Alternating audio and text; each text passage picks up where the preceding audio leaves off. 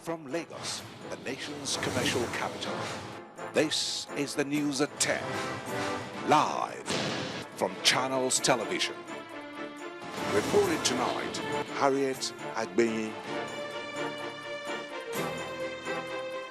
Hello and welcome. Tonight, former Minister of Information and Director General of NAFDAC, Professor Dora Akunyili, dies at the age of 59.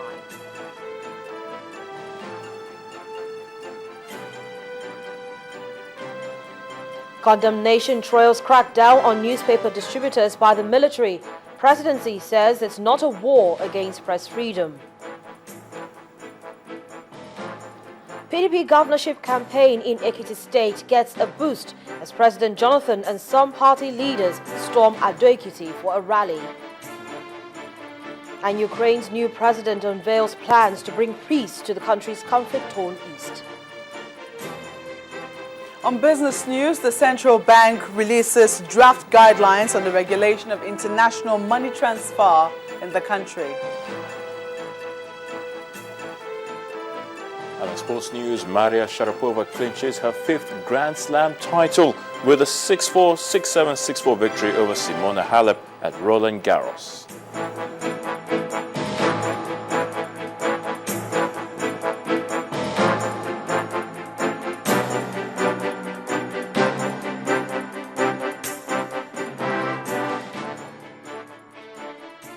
We'll begin the news tonight on a sober note. Former Director General of the National Agency for Food and Drug Administration and Control, NAFDAC, and former Minister of Information, Professor Dora Akunyili, has died at the age of 59.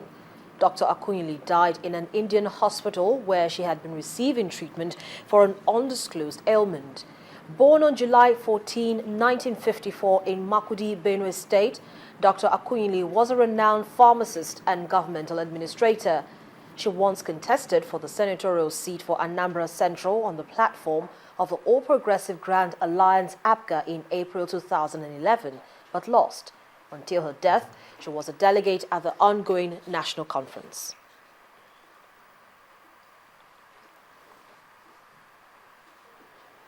Meanwhile, the president has expressed deep sadness at the death of Professor Dora Akunyili, which he described as shocking.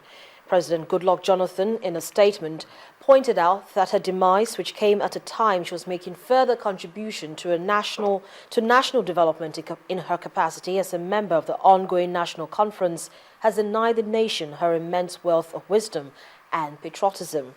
The president believes that her memories will linger in the heart of Nigerians, particularly those who were privileged to know her as a diligent professional, a public-spirited, forthright officer, and a person of great conviction. He prayed the Almighty God grants Nigerians, especially her immediate family, the fortitude to bear the loss.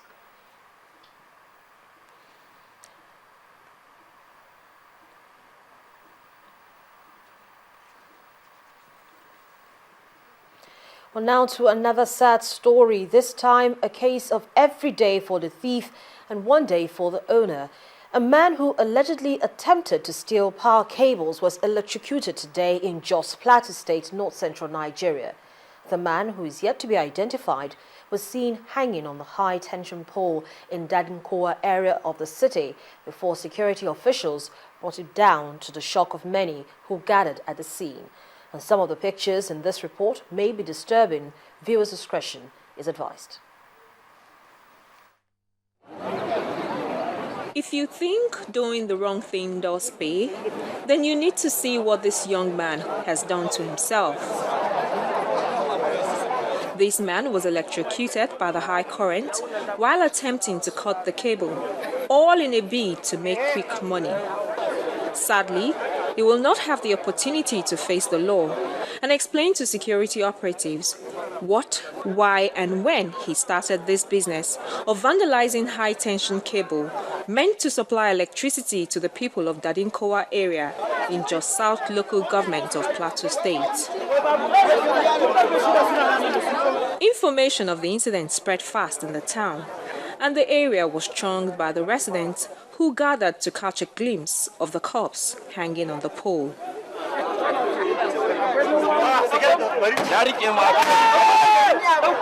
After dispersing the crowd, security agents brought the body of the vandal down from the pole.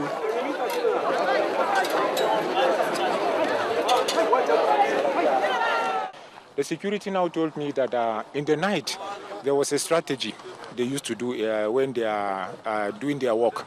They now off all the lights, so they hide at strategic places. And probably the culprits thought there was no light, and they started their operation. And our nemesis caught up with them. Got the information that somebody was electrocuted in the company here, CSG. So we will now send my policemen to be here. The only thing, we evacuated it, and I've told them to deposit the corpse in the mortuary to enable us to commence investigation immediately. That is all. There's no other problem. But it's not from this company. We don't know where it comes from. That's all.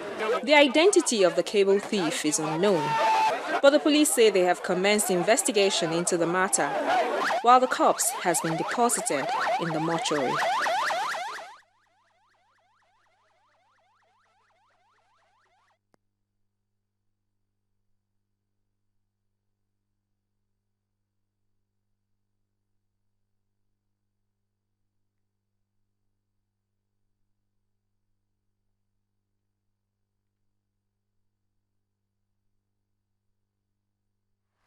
Well, still on our top story, for many, the name Dora Akunyili is synonymous with NAFDAC, one of Nigeria's foremost agencies saddled with the mandate to administer and control food and drugs manufactured within and imported into the country.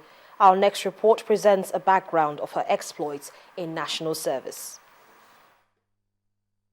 Professor Dora Akunyili came to national prominence when she was appointed Director General of the National Agency for Food and Drug Administration and Control in 2001.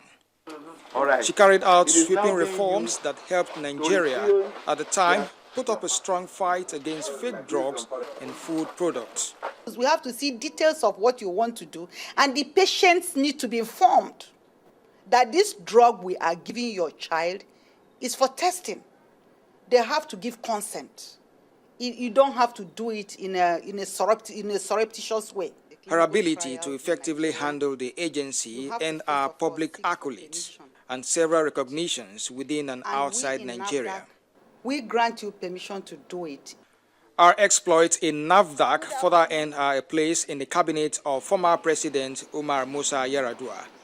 Shortly after her appointment as Minister of Information, Professor Akunyili launched the Rebrand Nigeria project.